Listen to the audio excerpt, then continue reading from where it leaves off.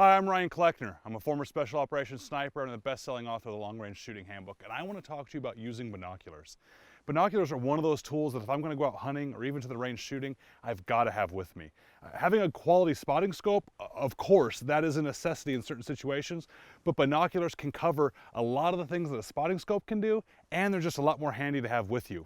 The other benefit to binoculars is you get a good depth of field because you're using both eyes.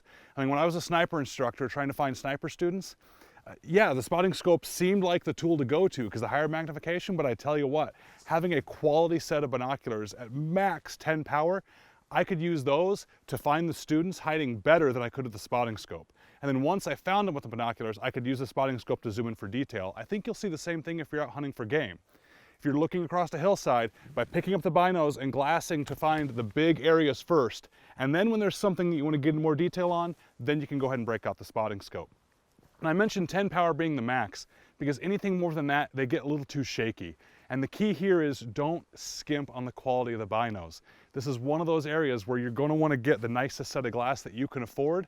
You will thank me later because it'll be so much more relaxing for your eyes to look through. They'll be so much more clear. But before you use binos, you need to set them up properly for your eyes. I don't know if you guys have ever had this happen before, but a friend has a nice set of binoculars they want you to check out, or they want you to look at something, and you pick up their binos just to find out that your eyes can't focus quite right, or it's kind of hard to see what's going on. That's because the binos aren't set up for your eyes, and you need to be able to set them up for your eyes. So let's talk about how you do that. On most binoculars, you're going to have one eye is going to have a diopter setting. On these binos, it's on the right eye, and I can turn the setting here to adjust just the right eye. Well, how you make this work for both your eyes is you ignore the side with the diopter setting first, and instead you focus on the side that does not have the adjustment. You pick up the binos and only using for these, my left eye, I'm going to close my right eye, only using my left eye, I'll find something at distance, medium distance the way it works best, and I will focus the binoculars perfect using only my left eye. Once the binoculars are perfectly focused with the left eye, I know that side's right.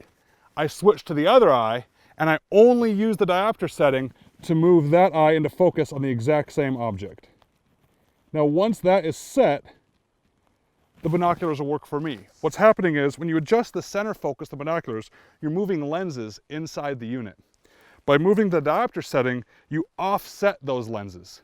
So by getting it set up to my eye first with this one, and then using the diopter setting on this one, my lenses might be here, for example. Once that's set, now when I use that main focus, they'll both move together, but they'll keep that same offset adjustment to work for my eyes. If you haven't done this to your binos yet, go do it. Trust me, you'll be amazed at how much better they work.